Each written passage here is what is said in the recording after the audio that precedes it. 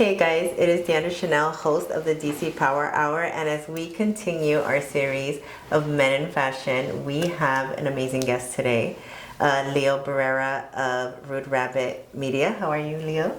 Yeah, I'm hanging in there. How about yourself? I'm doing well, thank you. So I wanted to talk to you a little bit about who Leo is before we get into your career. I like to tell people I'm old, fat, bald, and a threat to good order. Okay, elaborate a little bit for us. Well, the old part is pretty simple. But the threat to good order is I'm a social scientist. Okay. And I study social capital and structural violence, leadership, how teams come together. Okay. I am a union steward, and I am apparently a very effective union steward because I spend a lot of my time torturing management. Okay. Just for fun, and they make it easy.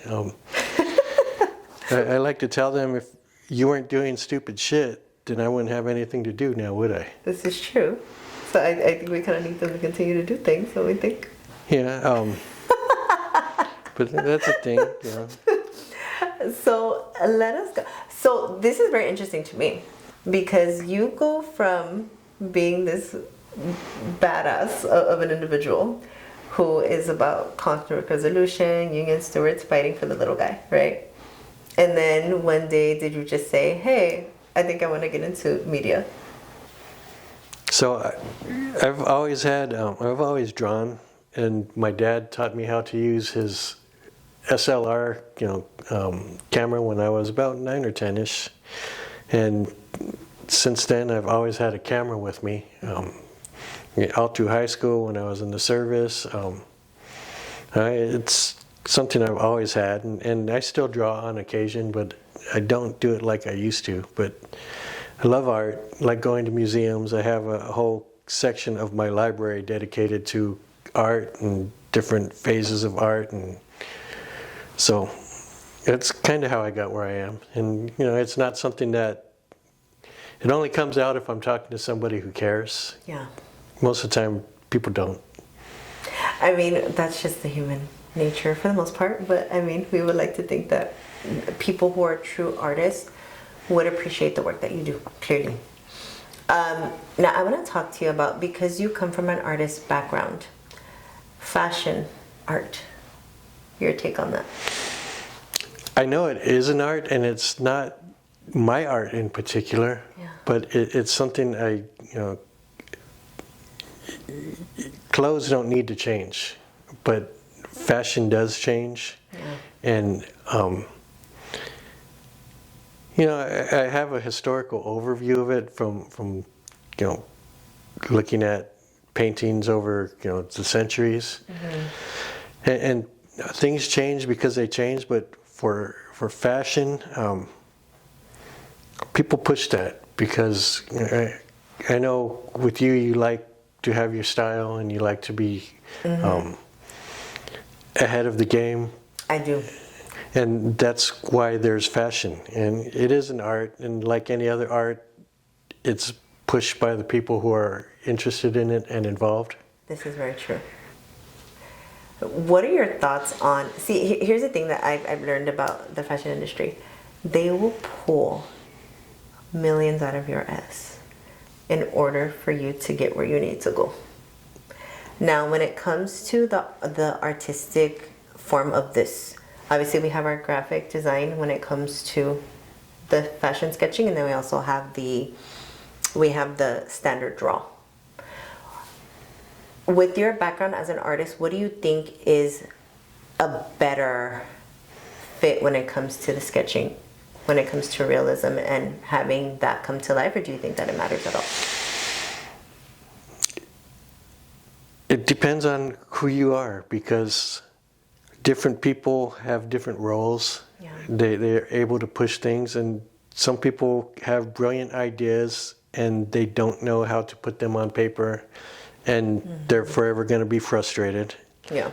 And some people can just draw a couple lines, and it's meaningless. Yeah. But when they talk to the right person who knows how to translate what the idea is, Yes. it can create something, manifest something Yeah. that is completely, can be brilliant, it can be trash. 100%. But the thing is, it's people who do what they do in coordination with each other, in collaboration, that beautiful ideas, both beautiful and trashy, are born. I agree. Now, I'm going to ask you this. When it comes to cost, you're a pretty fair guy, from what I know, when it comes to budgeting and financing, right? Mm-hmm. Do you believe that your local artists, as far as like fashion goes, like say, for example, I hire you, right? And I need you to do a graphic art piece when it comes to a sketch for me. How much do you think that artists take advantage of particular people in an industry like fashion or things like that, or production for that matter? Do you think that the cost depends on the industry that you're in? I'm going to tell you an anecdote that I know, and it's about Pablo Picasso. Okay.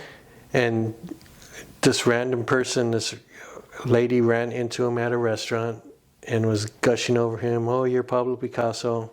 He goes, "Will you do a little drawing for me?" She goes, "I'll pay you." And he goes, "Okay." And he did a drawing on a napkin. And he charged some amount that she thought was outrageous. And she goes, "It only took you a minute to do this." He goes, "No, it took me 60 years to do this." Yeah. So the point of that is, you are where you are. And if you're trying to make a name for yourself, yeah, maybe you do some things for free. If you're an established veteran and everybody knows what you can produce, mm-hmm. your time is worth as much as their time. Absolutely, 100%. So, it depends. And sometimes people are willing to work with you. Sometimes they just want you to hand over cash before they do anything. Yeah. So in the end, it's, you can always throw money at a problem, but if you throw time and attention at it, oftentimes you get better results. Absolutely, 100%. And how important do you think it is for the actual creator themselves, being the designer, to be involved in the sketching process?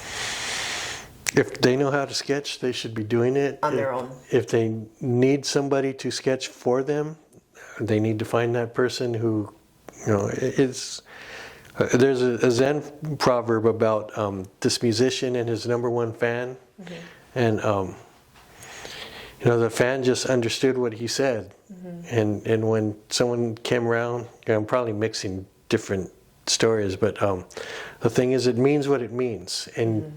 the other person either understands it or they don't. Yeah. So you need to find that person who understands. Who you can correlate with. Yes. And to bring your vision to life. Yes. 100%. Now, let's talk about your career in production. How did we start that? Weddings. When I was in my 20s, I started, 30 years ago, I was doing weddings for people. I've done a lot of community, like events, community events, activism stuff. And I was able to use photographs to tell stories about what was going on and how things were going. And at a certain point, I just started shooting videos. And a lot of times it was I just pressed video on it and saw what I came up with. So you went from weddings to actual production, working with people who are now doing shows. Mm-hmm. We've worked together for a bit, and I think your professionalism is absolutely amazing. What made you decide that you wanted to go from weddings to actual production for cinematography? Just evolution. It wasn't, I need to start shooting video now. It was, let's see what happens here. And that's a lot of how I do things. I don't know what's going to happen. Let's see. Let's try it and find out. Yeah. Now, if you can choose, now that you've done both, if you can choose between weddings and production, where is your heart? I like video. I started doing video because at some point I wanted to make documentaries, and I have, but it's just work full time, and that the union stuff draws a lot of my time and attention. Yeah. And I haven't had a whole lot of time to sit down and start making documentaries like I imagine in my head. Yeah. But I have done some work that shows me I can do it, and it's just, I'm setting everything up for when I am ready to go. Now here's my question to you. When it comes to production in general, how important do you think image is? Especially in the documentary circuit. Because when we're doing documentaries, we're talking to people about their lives, right? So clearly, there's an image that one must have in order to catch the attention of the audience. Would you agree? I am a photographer at heart, and the image is everything. If the image isn't what you imagine when you click the shutter, then you have failed at what you are trying to achieve, and that can be fixed. Yeah. You read, you study, you look at what other photographers are doing, and the thing is, you work on it. You put in the work, and one of the things that I believe is you are successful where you put in the work. 100%. Now here's my question. Uh-huh. I know this may be a bit of an odd question. Do you think that if the image is a false image, that it will show on camera? As far as video goes, we're doing a documentary. A person has an image. It depends on what you mean. If someone is trying to present something and they're being fake, Yes. Yeah, that could show up on camera. But then you have movies and film where the whole idea is you're watching an illusion, and those people, you watch a war movie, those people are not soldiers. Right. But for the hour and a half that you're sitting down watching it, you'll believe it. But would you say that because these are professional actors that are trained to do these things? That's a whole another spectrum of image, because your specialty is documentary, correct? So in a documentary, would you say that it's important to have authentic image? Oh, it depends on the documentary. Okay. Sometimes your goal is to capture someone being fake. Yeah. Sometimes your goal is to put the best face on an activist who's, they're trying to, I don't know, pick a cause. And maybe they don't have their shit all together, but they're trying to draw funding, draw followers, draw support. So you want to put the best face on them. Yeah. So it depends. But disingenuous people, they're going to show themselves out one way or the other. Yeah. And I think that's what you're getting at in terms of people who are fake. Yeah. Yes, it depends. Sometimes it shows obviously, and sometimes they're really good at what they do, and it takes being burned a couple of times before you actually know. Yeah. I would say the reason I ask this question is because I feel like in the world that you, I, and a few of the other guests that we've had are in, image is everything. For me, when it comes to fashion image, there's a specific look for a specific person to attract a specific audience, correct? But when we're dealing with documentary type films, it's supposed to be about authenticity and who you are as a person, would you say? Even if it's for a specific cause. Theoretically, yeah. And as not image conscious as I am, Yeah. I do have an image. People, like in my union work, people depend on me. When I walk into a room, management makes sure that they're T's are crossed, their I's are dotted. At that moment. Yeah, at that, and there's a reason for that, Yeah. because if they do something stupid, I will catch them at it. Yeah. And I guess reputation and image are the same thing in that context. Yeah. Like before, I was sitting out there for a while before we got here to the studio. Yeah. And, I haven't communicated with you in a few days, so, I don't know that you're coming, but I know you well enough to know, well, she'll be there. Mm-hmm. And I don't think you're sitting there wondering while you're driving here, oh shit, is Leo going to make it? Never. That's image as well. Yes. And it's, your religion is how you live your life. Absolutely. 100%. And that's the way I see it. And I live my life, yeah, come at me. I can deal with whatever you got. And, you may take me down, but I'm going to take a couple of you with me. I didn't expect this. I did not expect that. I didn't expect for you to say that at all. Well, you've known me well enough to know that I mean that. I know, but I didn't expect that considering the topic that we're covering. And that's me. The reason I say this, it's because I think it's extremely important with the previous guests that we had. That is probably one of the most authentic people that I've seen. I've known this man over 10 years, and he's always been a very authentic, angelic soul where he's very sweet, very loving, but he has like a hardcore exterior image, right? But knowing where he came from, it's very humble beginnings, and then for him to have had a particular type of success in the very beginning of his career, and then here we are 25 years later, and he hits that success again, even though there was that success in between.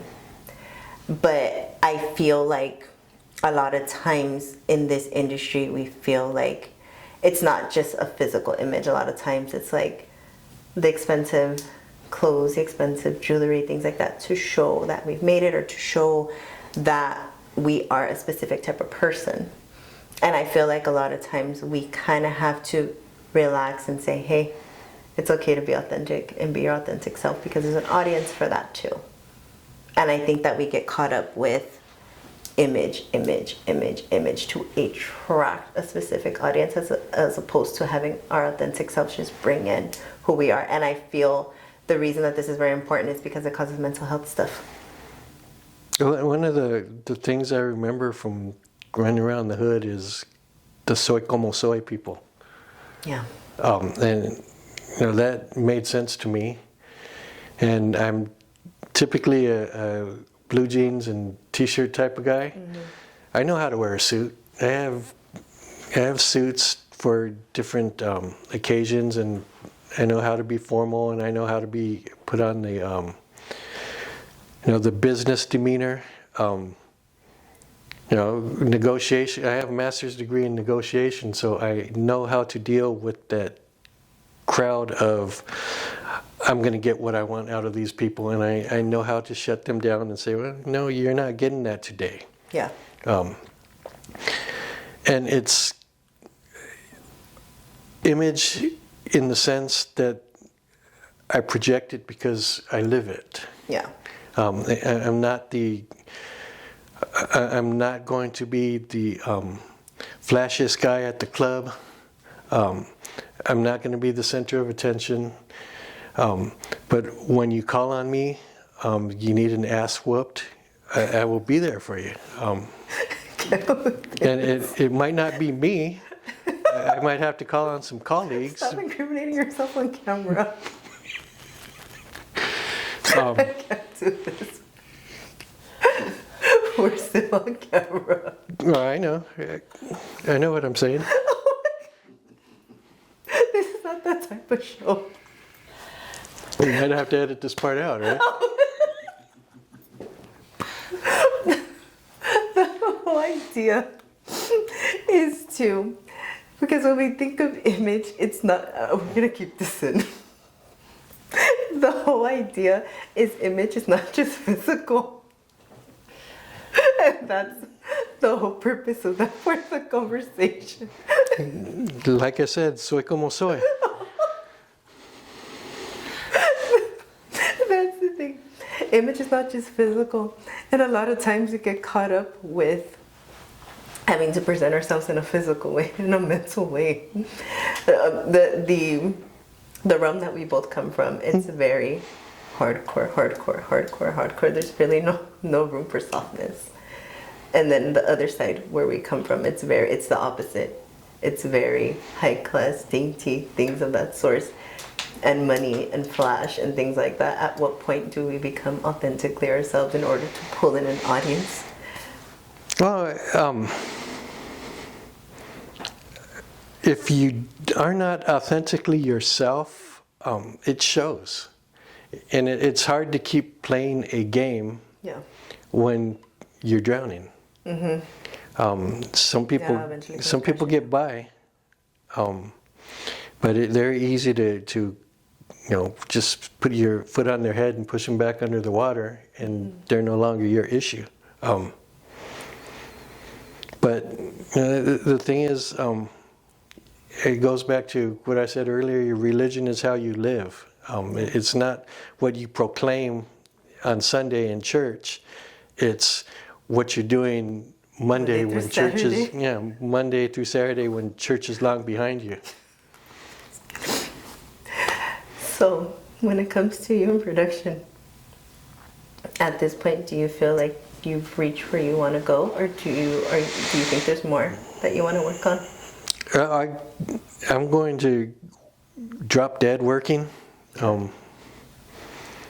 because there's a lot of things that I want to accomplish, and part of it is video, documentaries, media, and a lot of, I'd say the bigger part is the social scientists, leadership, social capital, activism, dignity and justice is the thing.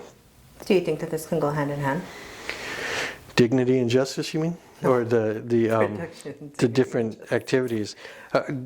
The main activities is the writing I do, the dignity and justice stuff, and the video, the artwork, anything I do artistically is in support of that. Yeah, it should be. Normally, a lot of us in this industry are jack of all trades, where we can do one thing and another, and it's always good to be able to combine it together in order to have the success that you want. You move farther along if you know what your focus is. 100%. And everything else is either in support of that focus or a way to decompress. This is true. A lot of times I notice that people use their art as a therapy, and it just happens to be in the eyes of the public. Would you say that that's something that is good or bad, depending on what that art is? If it works for you, it's good.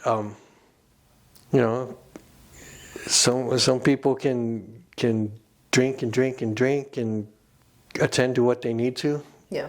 And some people drink and it destroys every plan and relationship they have in life. Yeah. So if it works, it works. If it doesn't, you need to look for something else. Yeah. And first of all, you got to recognize that it's not working. Then you got to look for something else. So, what are your plans in the next upcoming future when it comes to your production company? I'm going to be blogging. I am not a Trump fan, and the way I see things coming, there's going to be a lot of use for my ability to articulate resistance. Okay. And I'm going to spend as much time as I can in the next 4 years articulating resistance, and if people ask me for help in their own resistance, I'll train, I'll provide support. And I think that's the important thing I have coming in the next few years. And do you think that that's something that you would want to film? What was that again? Do you think that's something that you would want to film? I'm sure it'll be filmed. Whether I'm doing it or not. And you know, I've been on police videos before. You keep doing this.